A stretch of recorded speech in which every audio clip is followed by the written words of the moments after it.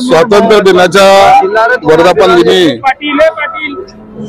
मी माझ्या जिल्ह्यातील महाराष्ट्रातील सर्व जनतेला मनापासून शुभेच्छा देतो। हा आजचा दिवस एवढा अभिमानाचा स्वाभिमानाचा आहे। प्रत्येक भारतीयाच्या मनामध्ये स्वातंत्र्याबद्दलची असलेली आस्था तो या ठिकाणी प्रगट करत असतो। आजही या कार्यक्रमाला अनेक मान्यवर उपस्थित होते, स्वातंत्र्य सैनिक होते। या जिल्ह्याच्या विकासासाठी जो सगळ्यात प्रगत समजला जातो, औद्योगिक दृष्ट्या जर पाहिला तर महाराष्ट्रामध्ये सर्वात प्रगत असलेला हा जिल्हा आणखीन पुढे वाटचाल कशी करेल याकडे आमचं लक्ष आहे। म्हणून या जिल्ह्याच्या विकासामध्ये आमचे जिल्हाधिकारी असतील, corporation commissioner, police commissioner, divisional commissioner, जिल्हा परिषद सीओ या सर्वांचा सहभाग आहे। त्याचबरोबर सर्व लोकप्रतिनिधी हे पक्षपात बाजूला ठेवून एक चांगला काम विकासाचा धडा घ्यायला किंवा विकास करण्यासाठी पुढे आलेले आहेत। हे सगळ्यात जास्त अभिमानाची गोष्ट आहे। म्हणून मी त्यांच्या सगळ्यांचे मनापासून आभार मानतो। आज या जिल्ह्यामध्ये कालच उपमुख्यमंत्री अजितदादा पवार आले होते। त्यांनी सुद्धा मला तुम्ही तुमचा नियोजनाचा आराखडा द्या, मी त्यासाठी तातडीने मदत सर्व पद्धतीने करेन असं आश्वासन सुद्धा केलेलं आहे। माझ्या जिल्ह्यामध्ये 20 एकर लँड जी कृषी विभागाची आहे ती सुद्धा आपण आता संपादित करतो। त्या ठिकाणी कन्व्हेन्शन सेंटर एक मोठं उभं करतो, जेणेकरून मराठवाड्यामध्ये एक मोठी शान प्रत्येक कामासाठी त्याचा उपयोग होईल अशा पद्धतीचं ते सेंटर असणार आहे आणि त्याला जवळपास 500 कोटी रुपयाचा खर्च अपेक्षित आहे।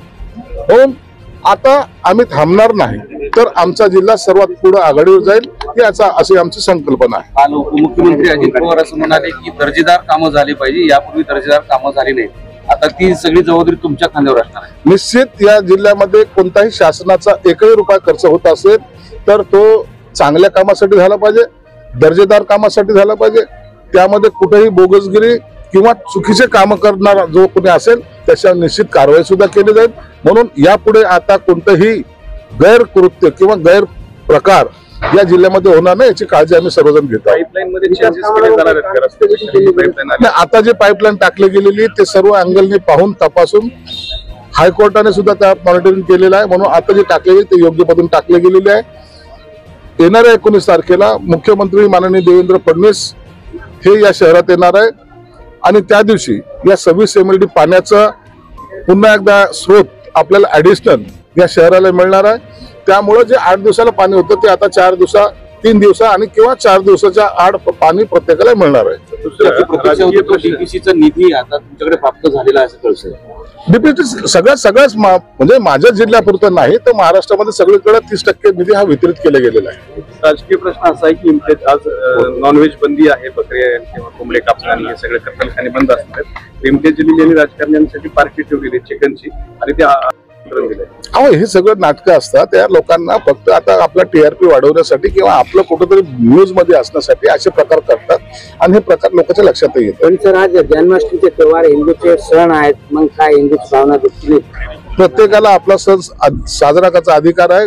हिंदू आपले सण आपल्या पद्धतीने चांगल्या पद्धतीने साजरे करतील। ज्यांना कुणाला विरोध करायचा त्यांनी विरोध करावा, त्यांना काय खायचं नाही खायचं त्यांनी ते करावं, परंतु याचा निश्चितच दखल हा प्रत्येक भारतीय किंवा प्रत्येक नागरिक हा घेत असतो। मुंबईमध्ये फक्त राज ठाकरेंची मनसे आणि उद्धव ठाकरेंची ठाकरे सेना यांची ताकद आहे, बाकी दुसऱ्या कुठल्याही पक्षाची ताकद नाही। राज ठाकरे प्रत्येक पक्ष आपली ताकद आहेच असंच म्हणतो, कधी कोणताही पक्ष आपली ताकद नाही असं कधी विधान कोणत्याही पक्षाने केलेलं नाही। म्हणून त्यांनी केलेलं विधान काही विपरीत किंवा वेगळं विधान केलं असं मला वाटत नाही।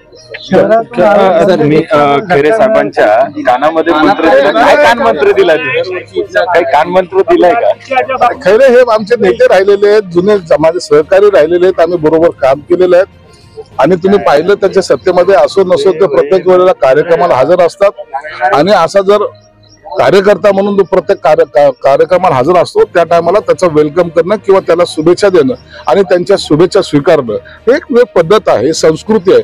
म्हणून खैरेंना सुद्धा मी आज स्वातंत्र्य दिनाच्या शुभेच्छा दिल्या। नाशिकच्या पालकमंत्री पदावरून गिरीश महाजन म्हणाले की आज मी झेंडा फडकवलाय, हळूहळू आणखी